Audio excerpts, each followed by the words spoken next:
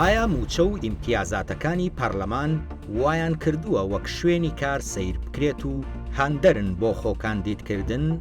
ماوەی 3 خولی هەڵبژاردنە ژمارەیەک لە کاندیدان بەلای بەشێک لە هاوڵاتیانەوە بەلێهاتوو شایستەی دامەزراوەیەکی وەک پەرلەمان نابینرێن. ئەوان پێیان وایە خانەنشینی پەرلەمان هاندەرە بۆ خۆکاندیدکردن و موچە و ئیمتیازاتەکانی پەرلەمان وایان کردووە وەک شوێنی کار سەیر بکرێت. بۆ چوونێکیش پێی وایە بە بەرنامە کار بۆ بێبایەخکردنی پەرلەمان دەکرێت. کێ بەرپرسە لەم دۆخە و ئامانج لێ چییە؟ ئایا حیزبە حکومڕانەکان دەیانەوێت پەرلەمان بچووک بکەنەوە بۆ ئەوەی نەتوانێت کاری گەورە بکات؟ کێ سوودمەندە لە بێبایەخکردنی کاری پەرلەمانتاری و بچووککردنەوەی دامەزراوەی یاسادانان لەم هەرێمەدا؟ ئەوەی کەماوەی چەند ساڵێکە هاوڵاتیانی ناڕازی لە ڕێگەی میدیا و تۆڕە کۆمەڵایەتیەکانەوە بە نیگەرانیەوە باسی دەکەن ئەوەیە کە پەرلەمانتاران کورسی نوێنەرایەتیکردنی گەل بۆ ماوەی 4 ساڵ و زیاتر دەبێت بە موڵکیان و دوای بەجێهێشتنی کورسیەکەش بە موچەیەکی زۆرەوە خانەنشین دەکرێن. ئەوان پێیان وایە کە بەشێک لە پەرلەمانتاران بەهرە و لێهاتووی شیا و پێویستیان بۆ خزمەتکردنی توێژە جیاوازەکانی کۆمەڵگە نییە. موچە و ئیمتیازاتە کە وایان لێ دەکات خۆیان بخەنە چێبڕچێی گەیشتن بە باڵەخانەی پەرلەمان. ئەوەش دەبێتە هۆی ناکاریکەربوونی پەرلەمان و ناکارایی ئەو دامەزراوەیە لەمەڕ دۆز، دۆسیا، پرس و بابەتە گرنگەکانی پەیوەست بە وڵات و ژیانی هاوڵاتیانەوە. موچە و ئیمتیازاتەکانی پەرلەمانتار لە هەرێمی کوردستان پەرلەمانتار جگە لە موچەیەکی 6 ملیۆن دیناری چەندین ئیمتیازاتی تری پێدەدرێت وەک شوێنی نیشتەجێبوون لە هەولێر بە درێژایی ماوەی پەرلەمانتاریەکەی، هەروەها دابینکردنی پاسەوان و خەرجی دیکە.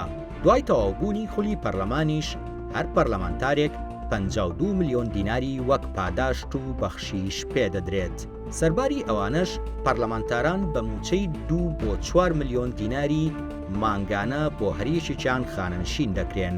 موچە و ئیمتیازاتەکانی پەرلەمان هاندەرن بۆ خۆکاندیدکردن ئێستا لە ناو هاوڵاتیاندا بۆ چوونێک هاتووەتە ئاراوە کە بەشێک لەوانەی بەسەربەخۆ یان لە چوارچێوەی حیزب و هاوپەیمانێتیەکاندا خۆیان کاندید دەکەن چاویان بڕیوەتە ئەو دەستکەوتە ماڵی و داراییە زۆر و زەوەندەی کە بە بەراورد بە کار و پیشەی خۆیان لە پەرلەمان دەستیان دەکەوێت بەبێ ئەوەی خۆیان ماندوو بکەن.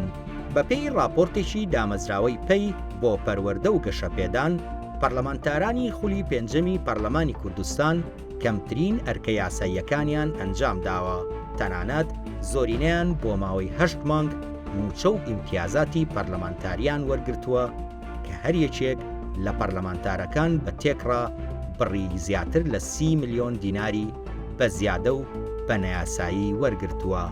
کۆی گشتی ئەو موچەی پەرلەمانتاران لەو ماوەیەدا وەریان گرتووە دەکاتە 4 ملیار و 265 ملیۆن و 500 هەزار دینار.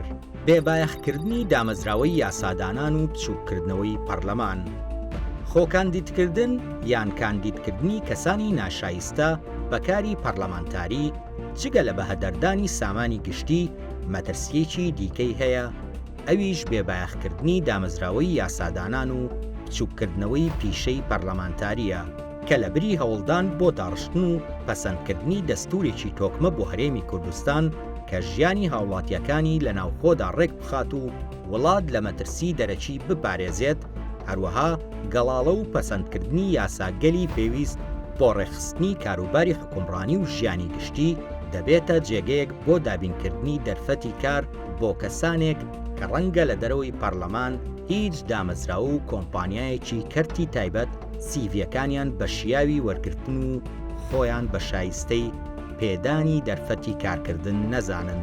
بەشێک لە هاوڵاتیان و چاودێران پێیان وایە خودی حیزبە حکومڕانەکانی هەرێمی کوردستان بە مەبەست ئەمە دەکەن و دەیانەوێت پەرلەمان ببێتە دامەزراوەیەکی ناکارا و ناکاریگەر کە توانای دەستبردن بۆ دۆسیە و بابەتە گرنگ و هەستیارەکانی نەبێت. لەوانە دیاریکردنی شێوازی حکومڕانی و ڕێکخستنەوەی دەسەڵاتەکان و بەرەنگاربوونەوەی دەردی گەندەڵی.